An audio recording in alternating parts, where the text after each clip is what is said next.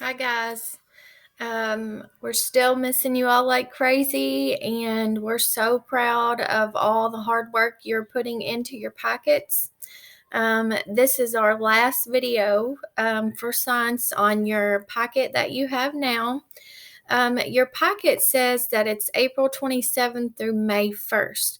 Actually, this packet will run till May 4th. Okay, so we're a day ahead. So if you look at your pocket, we're going to start with science, and we have learned about the 3 types of rocks in the rock cycle, and we touched a little bit on minerals, and that's going to be your focus for day 1 through 5. So what minerals are, I didn't have any posters for this, but minerals are made up of one thing. And the difference between rocks and minerals are rocks are made of minerals, and minerals are just by itself. So what we do for this experiment, if we were in class, and I did not have any chocolate chip cookies, so this is what we're going to use. So if I had a chocolate chip cookie, which, let me get it working right. I don't have any chocolate chip cookies, but I do have chocolate chip muffins. So let's say that this was my rock, okay, a chocolate chip cookie. And if you think of the rock as the cookie, the minerals are going to be your chocolate chips. So this is my mineral. All of these minerals inside my rock make up the rock. So a mineral is one thing, and a rock can be made of one mineral, it can be made of 2 minerals, 3 minerals, and so on. Like a rock can be made of 4 different minerals. So think of your rock as your cookie, then your minerals are what make up the rocks. Okay, your minerals are your chocolate chips. So that's what we would do if we were in the class. So on day 1, what you're going to do is you're going to learn the difference between mineralogy versus geology. One studies minerals and one studies rocks. I bet you can guess which one. And a person who studies minerals or rocks are called mineralogists or geologists. And you're going to find out which one is which on this activity. And you're going to read a reading comprehension sheet. I'll show you that in a minute. But if you have internet, you're going to go to University of Waterloo, which looks like this, and it gives you different minerals. So this one is fluorite, looks like this, and it can be used in toothpaste. So when you're brushing your teeth tonight, you are actually using a mineral to brush your teeth. And if you use salt in your food, you're eating a mineral. Isn't that cool? The copper wire in your house and pennies. I'm going to let you read about that. And you're going to look through here and kind of do a scavenger hunt. So you have different questions that you can answer, and there's a challenge question. Which one do people think that they strike rich if they find this one? And it's used to start a fire. So you can click on the different minerals up here to figure out more about that mineral. Now, when we look at different minerals, let's go to day 2 first. So day 2, you are going to be learning about the properties of minerals. So if you can see, this is what I had, and I had to make do. So when we look at minerals, we're going to classify them. And remember, classify means to put them in groups. Now, if I have a mineral, the properties of the mineral can be color, luster, streak color, texture, and hardness. So if we look at the color of a mineral, I can look at it and say, oh, it's red. Oh, it's brown. Oh, it's black. So you can classify the minerals by the colors. You can also look at their luster. Luster means if you put a mineral up to light, is it going to be shiny? Is it going to be dull? Is it going to be pearly? Is it going to be metallic? So those are how it shines or not shines in the light. That's luster. Now, streak color, we would do this in class. If you have like a tile, a little piece of tile that's white, porcelain tile, and you use your mineral and you strike your mineral against it, it will leave a streak color. Some of them do, some of them don't. Like you can have a black mineral whose streak color is orange. So that's really, really cool. And those tiles are like your coasters that you put your cups on, like on your tables. So any of those would be tiles, like tiling on your floor in your bathroom. Next, we're going to look at texture.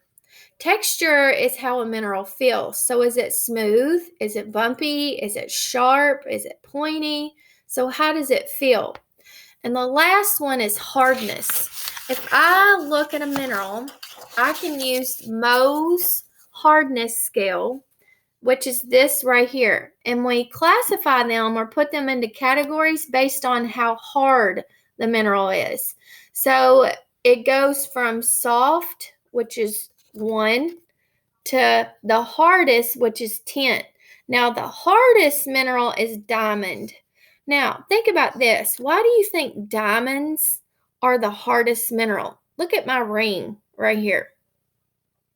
People always say diamonds are a man's best friend because they last forever. Diamonds are forever. So if you want to buy a wedding ring, you want to buy a diamond in it because it'll last forever.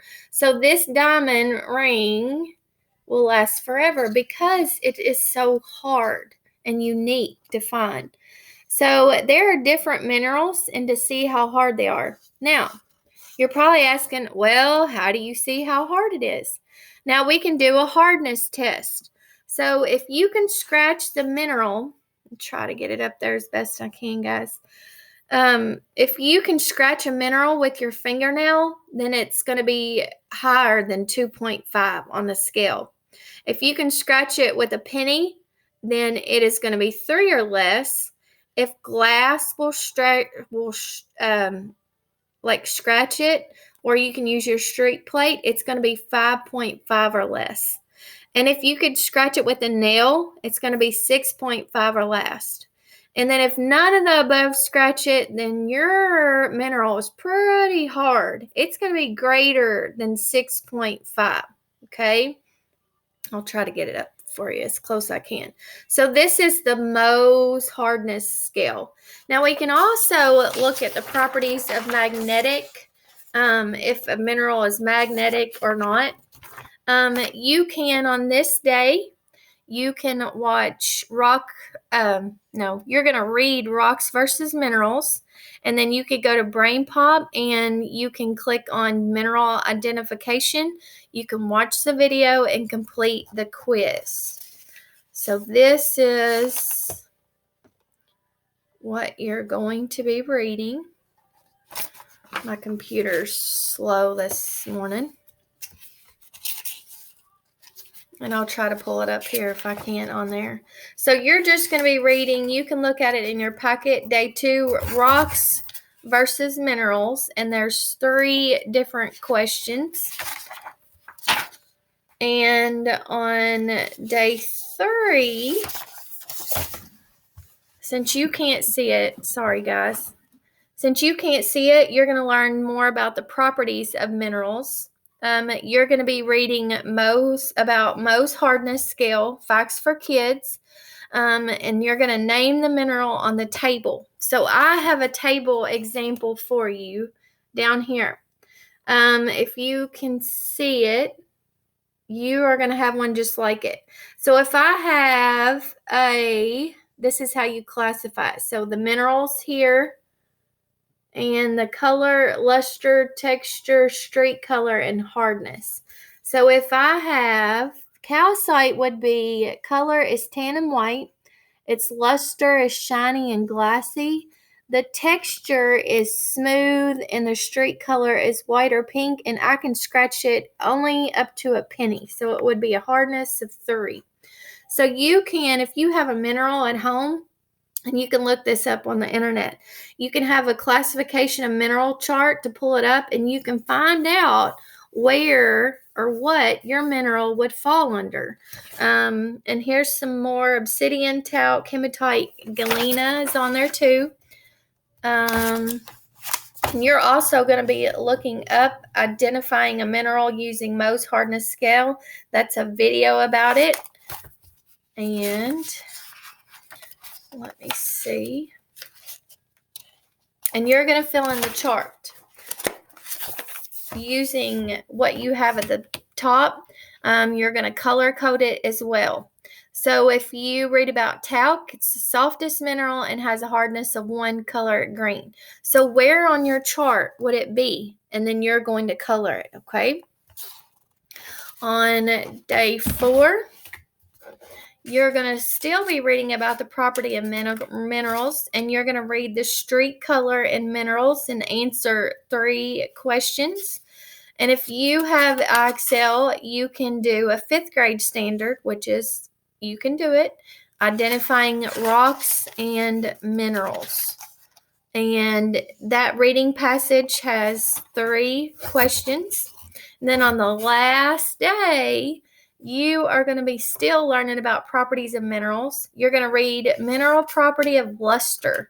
Remember, luster is when we have a mineral and we shine it up to the light and we see how shiny or dull it is. Dull means it doesn't shine. It's boring.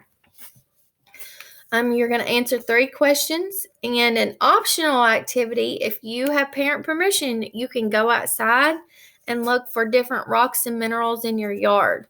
And then what did you find? Are they shiny? Are they dull? Are they metallic? Share what you find with an adult. So you can do that. That would be awesome. And if you find anything cool, send us your picture. Okay? We're so proud of you guys. Keep working hard. You are finished with the 2nd packet. Again, if you need me, you know how to reach out to me. You can reach me on Dojo or email. We miss you guys, and we're hoping to come back to school after this in May.